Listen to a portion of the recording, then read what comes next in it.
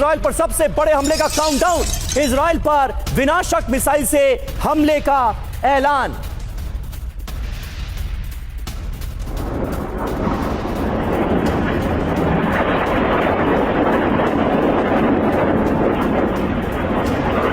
ऐलान किया गया है हमले के लिए तैयार ईरान की सबसे खतरनाक मिसाइल। ईरान शासन के हवाले से ओपन इंटेल सोर्स का यह दावा सामने आया है कि इजराइल में तमाम जो स्ट्रैटेजिक लोकेशंस हैं उनको ईरान बना सकता है निशाना।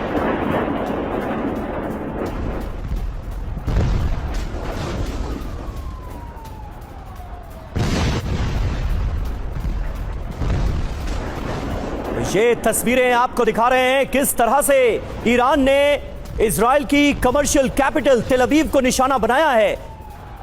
ये आप देख सकते हैं इन तस्वीरों में कैसे ऊंची ऊंची जो हाई राइज इमारतें हैं तेल अवीव के अंदर, वो ईरान में जो मिसाइलें हैं, ईरान की जो मिसाइलें हैं उनके निशाने पर रही। ये दो तस्वीरें आपको दिखा रहे हैं किस तरह से ताबड़तोड़ एयर स्ट्राइक की गई। और खास बात यह है कि तेल अवीव में जो बड़े हमले हुए हैं उनमें बैलिस्टिक मिसाइलों का इस्तेमाल ईरान की तरफ से किया गया है। ये देखिए तस्वीर कितनी हाहाकारी तस्वीर है। तेल अवीव में जो ऊंची ऊंची इमारतें हैं वो कैसे जमींदोज हुई हैं, कैसे तबाह हुई हैं, कैसे बर्बाद हुई हैं। ये तस्वीरें साफ तौर पर बता रही हैं कि ईरान की तरफ से जो बैलिस्टिक मिसाइल से अटैक किया गया वो कितना भयावह था। और ईरान के नॉनस्टॉप हमले से इजराइल में कोहराम मचा हुआ है। तेल अवीव में बज रहे हैं मिसाइल हमलों के सायरन। वेस्ट बैंक और हाइफा में एयर रेड अलर्ट जारी कर दिया गया है। साउथ इजराइल के इलाक समेत कई शहरों में इमरजेंसी घोषित कर दी गई है। इजराइल पर 3 तरफ से हमले का अलर्ट सामने आ रहा है। नॉनस्टॉप हमले से इजराइल में हर तरफ कोहराम मचा हुआ है। तेल अवीव में मिसाइल हमलों के सायरन बज रहे हैं। और तेल अवीव इजराइल की कमर्शियल कैपिटल, इजराइल का वो शहर जिससे कहीं ना कहीं इजराइल की इकोनॉमी गवर्न होती है, उसकी कमर तोड़ने की है ईरान ने कोशिश। और ये तस्वीरें आप देखिए, इस वक्त ईरानी हमलों की वजह से इजराइल में हर तरफ कोहराम मचा हुआ है।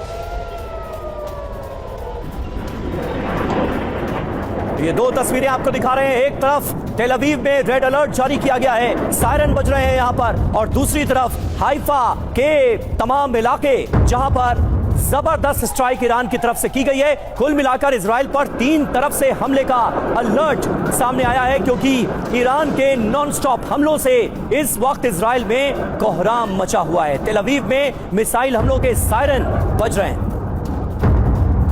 तो इस बार ईरान ने इजराइल के अंदर ऐसा हमला किया है जिसकी कल्पना भी इजराइल ने नहीं की होगी, क्योंकि इजराइल के मजबूत एयर डिफेंस सिस्टम की तमाम लेयर्स को भेदते हुए ईरान इन हमलों को अंजाम देने में कामयाब रहा है।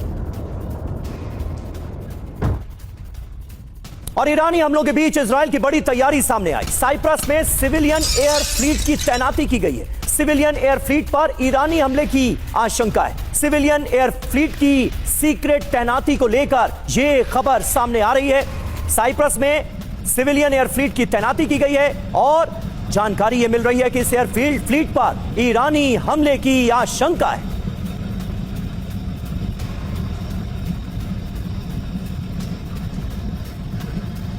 तो ईरानी हमलों के बीच ये है इजराइल की तैयारी। सिविलियन फ्लीट की देखिए कैसे की गई है तैनाती, क्योंकि आशंका, डर इस बात का है कि कहीं ईरान इस पर हमला ना बोल दे। दूसरी तरफ नॉनस्टॉप हमले करके ईरान ने इजराइल को दहला दिया है। तेल अवीव में मिसाइल हमलों के सायरन बज रहे हैं। लगातार जो बड़े अटैक हुए हैं उनके बाद अब तबाही और बर्बादी के निशान तेल अवीव में हर तरफ बिखरे नजर आ रहे हैं। और हमले के लिए ईरान की खतरनाक मिसाइलें रेडी मोड पर हैं।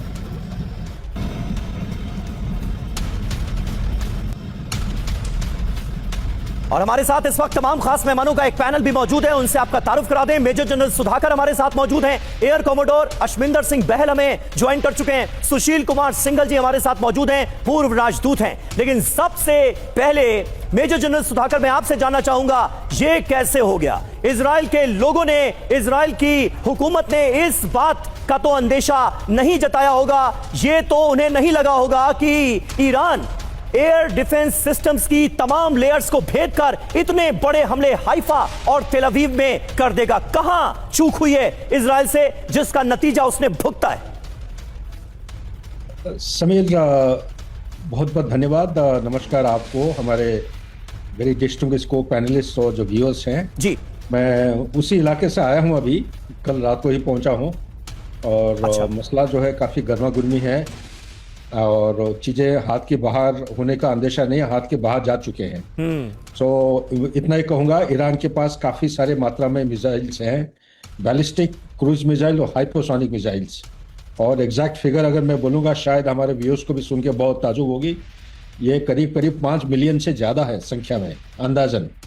और हाइपोसोनिक मिसाइल होने के नाते ये रडार के नीचे, रडार डिटेक्शन को अवॉइड करके ये कोई भी टारगेट में और काफ़ी स्पीड साउंड से करीब 5 मैक 8 मैक के बीच में इतने स्पीड से कोई भी इलाका में वो हिट कर सकता है। आप ये बड़ी बात कह रहे हैं सर, आप कह रहे हैं कि 5 मिलियन से ज्यादा हाइपरसोनिक मिसाइलें हैं ईरान के पास। टोटल मिसाइल जो हैं वो 5 मिलियन से ज्यादा हैं और इनमें से ज्यादातर मिसाइलें ऐसी हैं जिन्हें रडार भी नहीं पकड़ सकता।